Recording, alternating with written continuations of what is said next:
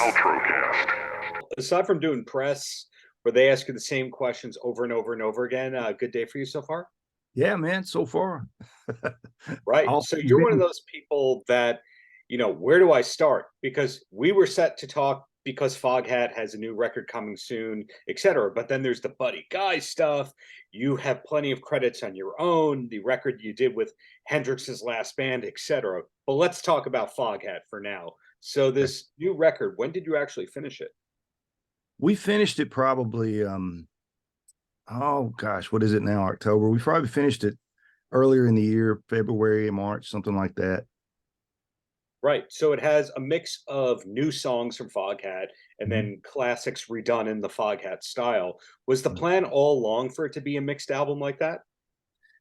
I don't know that there ever was a plan. I think we just sort of put the music together. We kind of record when we want to. It's sort of a luxury in this band because our rehearsal studio is always set up. So when we're there, the capability to record is always available. And we just kind of started messing around with songs that we liked, and then we're always writing new stuff. So it's just a constant creative process, which I really enjoy. I'm grateful to be part of this. Is that rehearsal studio here on Long Island? No, it's down in Florida.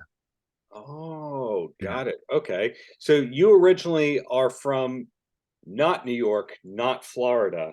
So not any. have you moved around a lot over the years like I think you have? Yeah, when I was very little, before I started school, my parents moved around quite a bit. We lived in Texas and Mississippi, and I was born in Tennessee. I'm originally from Tennessee, and that's where I live now. When I started going to school, we kind of located just south of Nashville, about 45 miles south of Nashville, and that's where I grew up. That's where I met my wife. That's where we raised our daughter, and it's been home for as long as I can remember. All the states without the state withholding income tax, right? Pretty much, yeah. So, it's really great to see that Foghat is its own industry. It's kind of independent of trends where, yes, Slow Ride and the hits keep getting played, but Foghat is one of those bands that works as much as it wants to work, owns its own stuff, unlike most of its classic rock peers. So, what was your first exposure to Foghat?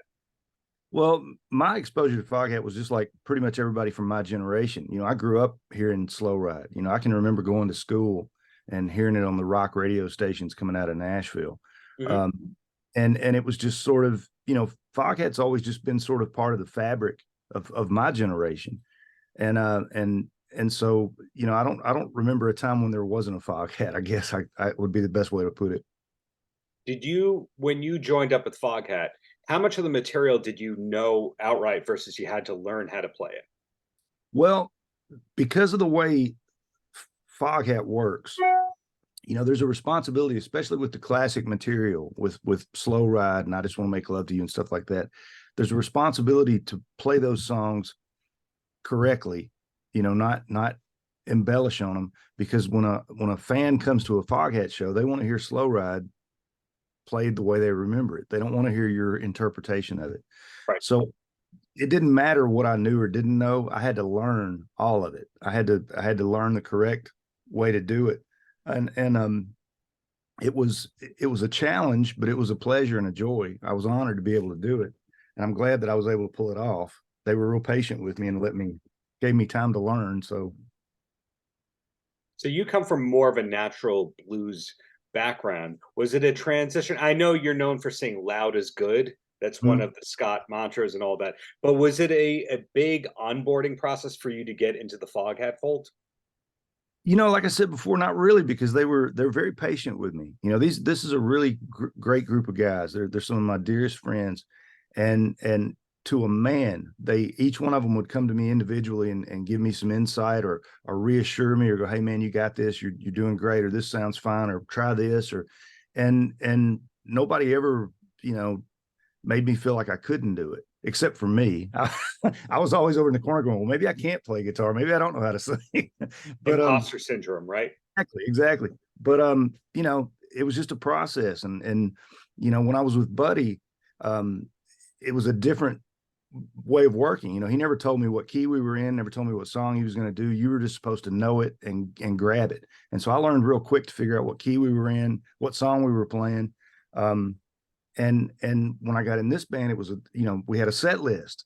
Now you know what song you're going to play before you play it, and that's a novel approach for me. I'd never had that before, so it was just a completely different way of learning how to perform, which I'm grateful that I got to do, and grateful that they were patient enough with me to let me learn how to do it that way. With Buddy, the fact that all the songs are being improvised, are there hand signals to pick up on over time? Not really. I mean, well, he would, he might do something with the headstock of his guitar.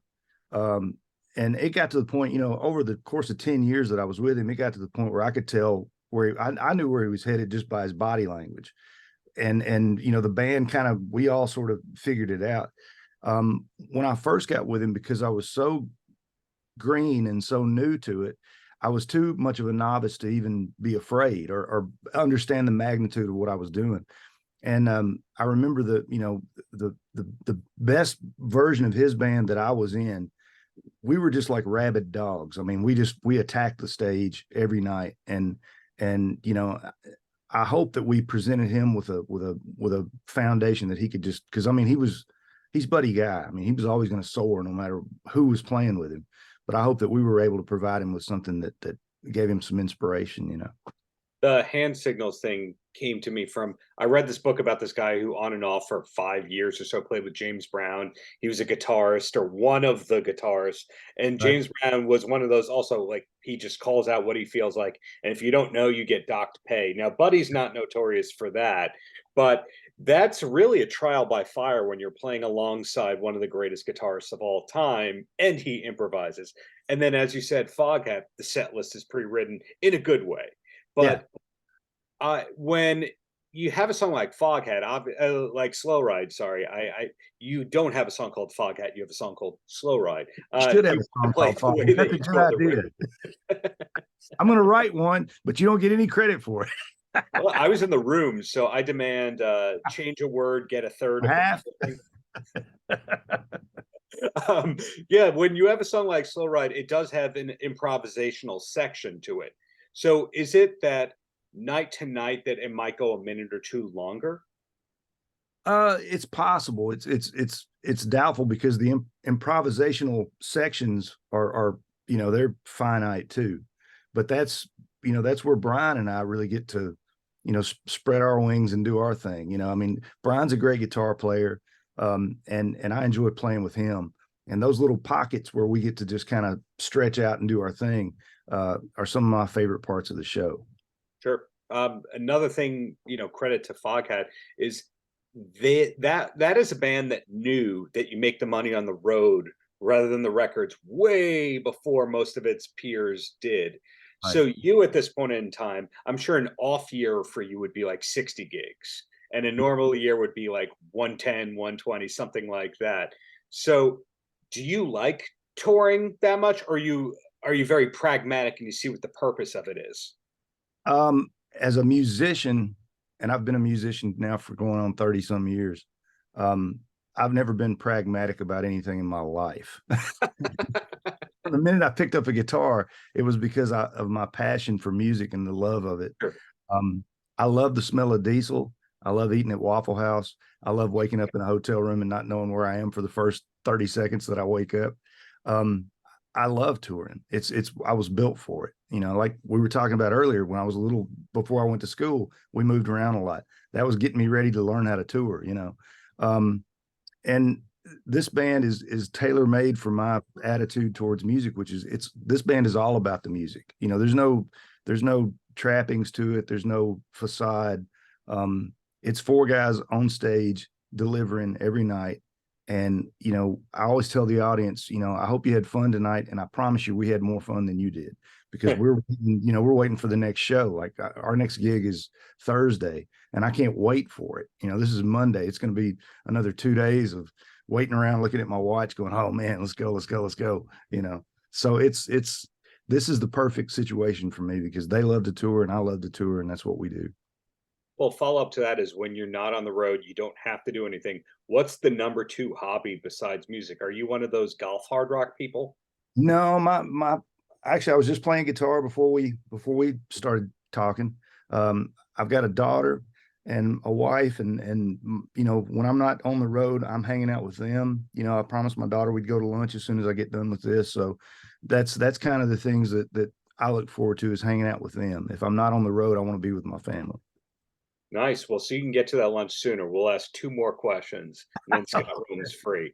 All And right. the first one is this is a selfish, clickbaity question, a positive clickbaity question. All right. And when somebody's a great guitarist, you usually hear, okay, well, they were influenced by Hendrix and Van Halen, etc. But I look over your discography and I don't see that Van Halen could have been an influence on you because you started off on the blues and you continued with the blues. Am I All right. wrong about that? No, no, that's pretty true. I mean, um when I started out, Jimi Hendrix was the thing that made me play guitar. I mean, when I heard Jimi Hendrix for the first time, I ran home and said, I've got to have a guitar. It's got to be an electric guitar. I've got to learn how to play this. So that was the impetus for it. But then, you know, immediately my MO for learning how to play guitar has always been find somebody that I like they're playing, and then find out who they listen to. You know, Mm. I don't want to just be like Jimi Hendrix. I want to be Jimi Hendrix. So who's Jimi Hendrix listening to? And you know, he was, you know, what little articles I could find. You know, this is pre-internet, so I mean, I couldn't like YouTube him, and I'd never even seen a video of him playing when I first heard him. You know, um, but he was talking about Muddy Waters and Elmore James, and I'm like, okay, well, let me go find those guys, and I fell in love with that type of music. It made the most sense to me. It sounded so natural, and part of that was just, you know, growing up in Tennessee. You know, that music's in your backyard. You know, blues was in Memphis. Blues was, you know, in Mississippi and Alabama, which and Georgia, which all, you know, touched Tennessee. And so you know, that was my guidepost. And then when I got with Buddy, it was kind of like, I thought, okay, well, I'm going to be in this blues band, so they're all listening to blues all the time too, and we're just going to be like these, you know, myopic blues freaks. I got in the band and nobody was listening to blues. Right. You know, they were That's listening the to, day job. Why yeah, would they you were. listen to your day job when you're not on your day job? Exactly. They were listening to Earth, Wind, and Fire and Stevie Wonder, and then they were listening to African music and jazz, and so it kind of opened me up, and I was like, okay, well, I can be a valid blues person, but still listen to other things, because I became a huge Prince fan. He's one of my favorite artists, Sure. and then I did get into Van Halen later on. I never learned how to play Eruption or any of that stuff, but I, you know, Eddie's playing was some of the most free playing I've ever heard, you know, and he was a game changer. And it's very rare in guitar for there to be a game changer. There's a lot of great guitar players, but when you start narrowing it down to who really changed the way we look at the instrument, you know, there's Robert Johnson, there's, you know, BB King, Jimi Hendrix, Jeff Beck, Eddie Van Halen. I mean, you can count them, and it's not like this overwhelming population of Right. game changers. So those, you know, and those are the things that you aspire to as a guitar player. I want to sound like Jimi Hendrix. I want to try to be Jimi Hendrix. I'm never going to make it. There's only one Jimi Hendrix. I'll never get there. But that's your goal. You know, you should have something to shoot for every day when you get up, you know. Well said. Well, my before I ask my last question, my you're not a Van Halen player goes in the thing of Scott's playing is very concise. There's not a lot of shredding. There's not a lot of extra notes. There's not a lot of finger tapping. There's Some not a would lot of argue with you on dive that, on the bombs. some would argue about the extra notes thing. Some would say I play too many notes. I can get carried away with it, you know. You're tasteful and more pentatonic. But anyway, my last question before I let you go is, you know, there's a lot of idle time when you're touring, and so that means that people watch full seasons of TV shows in a day or two when they're on tour. Right. Do you have any TV recommendations that you could pass along? Things that you've caught lately that you go, this is great. Well, my daughter's got me watching Stranger Things, which is already over, but we're watching it as a family. So that's kind of my current TV diet. I'm a big reader on the road. I always have a bag of books with me on the road. So Oh, I'm reading the Leon Russell biography right now, which is fascinating. Um, nice. Yeah, I mean, his resume should make every musician just get on one knee and be humbled, because he's responsible for so much and contacted so many different musicians. Um, but yeah, I mean, that's kind of my thing. TV recommendations, I'd say Stranger Things, all the classics, Works for me. Guilty Well, Bound. you got taste in and out of music, Scott. Well, bottom line is thank you for your time. Looking forward to the next gig in New York when Foghat is there, and just keep up all the great work you've been doing for decades. Awesome, man. Thank you so much for taking time to talk to me today. I appreciate it. Paltrow.